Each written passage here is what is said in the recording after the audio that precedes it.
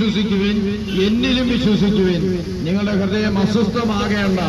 ഇന്ന് നമ്മുടെ ജീവിതത്തിൽ വലിയ അസ്വസ്ഥതകളിലൂടെ നമ്മൾ ഇന്ന് കടന്നു പോകുന്നവരാണ്.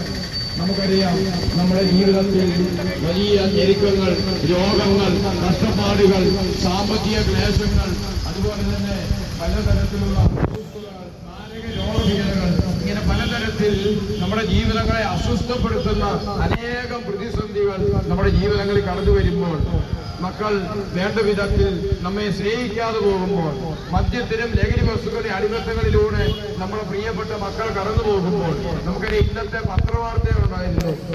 പാലക്കാട് പ്രദേശത്ത് 9ാം ക്ലാസ്സിൽ പഠിക്കുന്ന ഒരു ചെറുപ്പക്കാരൻ പയ്യൻ, അവൻ വലിയ ഞെരുക്കങ്ങളിലൂടെയോ പ്രതിസന്ധികളിലൂടെയെല്ലാം കടന്നുപോയപ്പോൾ അവൻ ആത്മഹത്യ ചെയ്തു. ആ ചെറുപ്പക്കാരൻ 9ാം ക്ലാസ്സിൽ പഠിക്കുന്ന വിദ്യാർത്ഥി ആത്മഹത്യ ചെയ്തു എന്ന ഒരു സങ്കടകരമായ ഒരു വാർത്ത ഇന്നത്തെ ദിനപത്രത്തിലൂടെയും സോഷ്യൽ മീഡിയയിലൂടെയെല്ലാം കടന്നു വന്നപ്പോൾ അത് ഹൃദയത്തെ ഞടുക്കുന്ന ഒരു വാർത്തയാണ്. നമ്മുടെ മക്കളുടെ ഇടയിൽ വലിയ അസ്വസ്ഥതകളുണ്ട്. വിദ്യാർത്ഥികളുടെ ഇടയിൽ വലിയ പ്രതിസന്ധികളുണ്ട്.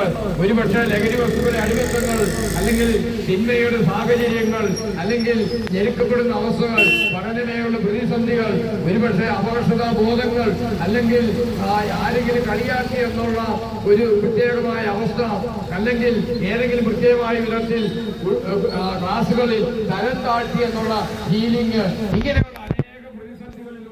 നമ്മുടെ വിദ്യാർത്ഥി സമൂഹം ഇന്ന് കടന്നു പോവുകയാണ്. അതുകൊണ്ട് മക്കളെ ഓർത്ത് വിലപിക്കുന്ന, സങ്കടപ്പെടുന്ന അനേകം മാതാപിതാക്കന്മാർ ഈ കാലഘട്ടങ്ങളിലുണ്ട്.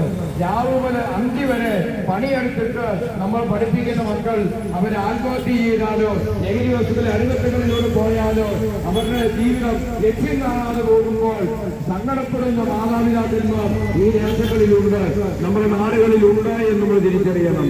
അത്യധ്വാനം ചെയ്തിട്ടും ആ കുടുംബത്തിന് വേണ്ടി, കുടുംബത്തെ പുലർത്താൻ വേണ്ടി കഠിനാധ്വാനം ചെയ്തിട്ടും വേണ്ട വിധത്തിൽ സ്നേഹിക്കാത്ത ജീവിത പങ്കാളിയോ, അല്ലെങ്കിൽ മക്കളോ, സഹോദരങ്ങളോ, മാതാപിതാക്കളോ ഉള്ള ഈ കാലഘട്ടങ്ങളിൽ ദൈവത്തിന്റെ വചനം നമ്മെ പഠിപ്പിക്കുക, നിങ്ങളുടെ ഹൃദയം അസ്വസ്ഥമാകേണ്ട, നിങ്ങൾ ദൈവത്തിൽ വിശ്വസിക്കുകയും.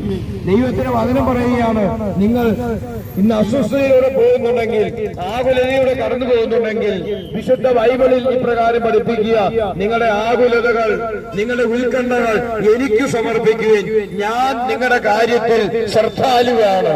ഞാൻ നിങ്ങളുടെ കാര്യത്തിൽ ശ്രദ്ധാലുവാണ്. തക്ക സമയത്ത് ഞാൻ നിങ്ങളെ ഉയർത്തും. വിശുദ്ധ ബൈബിളിലൂടെ യേശു ക്രിസ്തു നമ്മെ പഠിപ്പിക്കുകയാണ്, തക്ക സമയത്ത് നിന്റെ ജീവിതത്തിൽ ഇടപെടുന്ന ഒരു ദൈവമുണ്ട്. നിന്റെ ജീവിതത്തിൽ